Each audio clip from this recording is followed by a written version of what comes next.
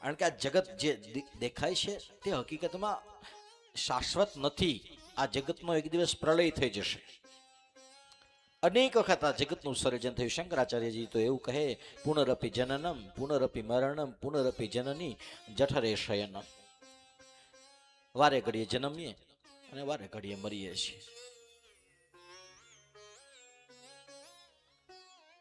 તમે જે વસ્તુ ખાધી ન હોય એ વસ્તુના સ્વાદનું હું તમને એમ કહું, તમે કયો કેવું લાગે. ચાલો આમ રસગુલ્લા પકડો ને ઘડીક, એમ ખોટું ખોટું હા છે નહીં, રસગુલ્લા પકડો કેવા હોય. મેં કોઈ દિવસ નથી ખાધા એટલે હું વર્ણન કરી શકું નહીં. તમે ન ખાધા હોય તમે વર્ણન કરી શકો? ન ખાધા હોય ખબર પડે કેવા લાગે ને શું હોય? ખાધા હોય કે ન ખાધા હોય ખબર હોય? ન હોય ને. તો પછી મરણની બીક કેમ લાગે છે? સમજાય છે? મરણની બીક કેમ લાગે છે? તમે ક્યારેય મર્યા છો? પણ છતાં મરણની બીક લાગે છે.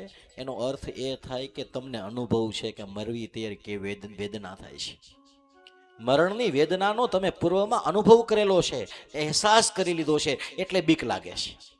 ભલે યાદ નથી ક્યારે મર્યા હતા, ક્યારે જન્માતા કશી. કારણ કે બે વેદના બહુ ભયંકર છે. શાસ્ત્રે બે વેદના કીધી કે અતિશય. હા, એક માને વેદના ભોગવવી પડે જ્યારે બાળકને જન્મ આપે ત્યારે એ માં જીવ સટોસટની બાજી ખેલી અને પોતાના બાળકને જન્મ આપે. હા, અને એક જ્યારે આ દેહની અંદરથી આ જીવને જવું પડે, શરીરને છોડવું પડે. ગરુડ પુરાણ એમ કહે, એક સાથે 1000 વીછી દંશ મારે અને જેવી વેદના થાય એટલી વેદના થાય ને ત્યારે દેહને છોડે છે. ભગવાન ભાડે રહેલા મકાનને છોડીએ તો એ મગજમાંથી રસોડું જાતું નથી. તો 50 વર્ષ 100 વર્ષ જીવા હોય આમાં નામાં તો કઈ વાતું થાય. હા, એ તો કહેવાય ખાલી કે ખેંચી લે દોરી. હવે એ ખેંચવાનું શરૂ કરે સીધા હોસ્પિટલ ભેગા થાય બધા. એ આમથી ખેંચે, તું અહીંથી ખેંચે.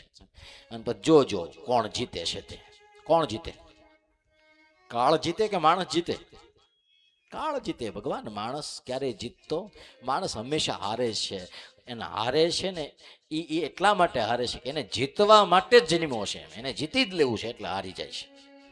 તમે એક વખત નક્કી કરી લ્યો કે હું હારી ગયો, હારથી કઈ ફેર ન પડે એટલે પછી ચિંતા નહીં કરવાની. તમે મનથી સ્વીકારી લીધું છે કે મારે જ કોઈની હાર જીત ક્યાં હોય ભાઈ? સમજો, સમજાવો, સાંભળો, કહો. હાર જીત ક્યાં હોય? કીધું જ્યાં હરીફાઈમાં ઉતર્યા હોય તો હાર જીત હોય ને. હરીફાઈમાં જ ન ઉતરો તો કોમ્પિટિશન છે તો રિઝલ્ટ મળવાનું છે જ નહીં. તારે કરોડો રૂપિયા હોય તારે મુબારક, મારે 2 જોડી કપડામાં થઈ રહી છે, મારે તારે હરીફાઈ જ નથી. તારે અબજો રૂપિયાનો બંગલો, તને મુબારક, મને તો ઝૂંપડામાં 12 કલાક કસકસાટ નીંદર આવી જાય, મારે કાંઈ તારી જરૂર નથી. તારી જેવો બંગલો મારે કરીને દેખાડવો છે એટલે માથાકૂટ છે. તારી જેટલા પૈસા મારે કમાવા છે એટલે માથાકૂટ છે. દુનિયાને દેખાડી દેવું છે, ગામને દેખાડી દેવું છે કે મને બધી ખબર પડે છે. આ મને ખબર પડે છે એ દેખાડી દેવા માટે આખી જિંદગી કાળું ધોળું સારું નબળું બધું કરે અને અંતે સરવાળો હું શું મળે? મળ્યું કોઈ દિવસ કશું? કોઈને કોઈ દિવસ મળતું નથી. આ જ દુરત્ય એ માયા છે. માયા બીજું કઈ નથી. માયા એ છે જે છે નહીં અને એને તમે પકડવાનો પ્રયત્ન કરો છો. અને પાસે છે જ ને ભગવાન. રાત્રિના અંધકારની અંદર લાઇટની અંદર એક દોરી આડી પડી હોય તો તમને કોઈ દિવસ સોનાના ચેનની ભ્રાંતિ નહીં થાય. તમને એમ જ થાય કે સર પાયલો છે, કાં પડકું છે, કાં કાંઈક જીવડું છે. કોઈ દી એવો વિચાર આવ્યો કોક હાર ભૂલી ગયો છે? એવું કોઈ દિવસ? હંમેશા કારણ કે માણસ છે ને શું કહેવાય, નેગેટિવ થિંકિંગ, નકારાત્મક જ વિચારો કરે છે અને એના કારણે થાકી હારે પછી પાછો આવીને ઊભો રહે છે. ભગવાન હવે તારા હાથમાં છે. પહેલો શ્લોક ભાગવતનો એ કહે છે કે પૃથ્વી જળ તેજ વાયુ ને આકાશ, આ પંચ મહત્વથી આ પિંડો જેને બનાવ્યો છે એ પિંડાની અંદર છે નહીં પણ છતાં એવું અસંખ્ય અનેક પદાર્થોની અંદર એ સત્યને શોધવાનો પ્રયત્ન કરીએ. જ્યાં છે નહીં ત્યાં દેખાય છે અને જ્યાં નથી ત્યાં જોવાનો પ્રયત્ન કરીએ છીએ.